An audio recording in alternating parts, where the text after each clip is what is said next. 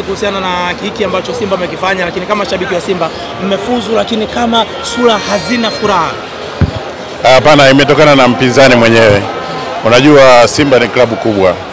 Sasa tumefuzu tangu tukiwa kwao. Kwa hiyo hapa tulikuwa tunatimiza ratiba tu. Na ilikuwa ni wakati pia wa kocha kuangalia kikosi chake. Ndio maana umeona hiyo rotation iliyotokea. Lakini pengine watu wanasema nguvu kubwa ambayo imewekezwa katika mchezo wa awali leo ndio imekuja kuwapa manufaa. Wakati tunakwenda kule kucheza na wale, ile benchi la ufundi lilikuwa pia na kazi ya kuangalia nguvu ya adui. Kwa hiyo haikuwa na sababu na maana, kwa sababu sisi tayari tunasonga mbele, tunaendelea mbele, tuna mechi kubwa, tunaenda kukutana na wakubwa wenzetu. Haikuwa na haja ya kutumia nguvu kubwa sana. Ndio hiki umeona kimetokea kilichotokea. Na unasemaje kuhusiana sasa na michezo ya ligi inayokuja, kwa sababu hapa tushamaliza hichi kibarua, mmeenda katika hatua makundi, kitu ambacho kawaida kwa Simba? Huu mwaka ninakwambia ni mwaka wa Simba Sport Club, na bahati nzuri benchi la ufundi mara hii limesheheni na limeshiba.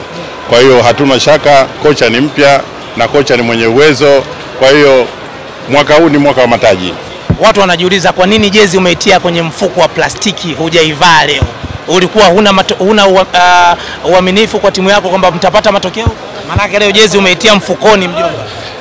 Tatizo ilikuwa ni size. Nimekosa size yangu na hii ilikuwa ni size ndogo, ndio maana umeona nimeshindwa kuivaa. Siku Simba wanazindua jezi wewe ulikuwa umeshazipata. Imekuwaje leo jezi size huna, mjomba?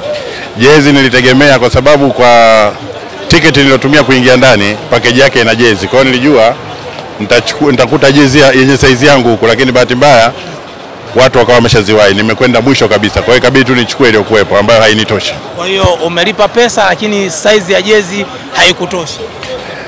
Ni kwa sababu mimi mwenyewe nilichelewa kufika. Shukrani. Asante sana.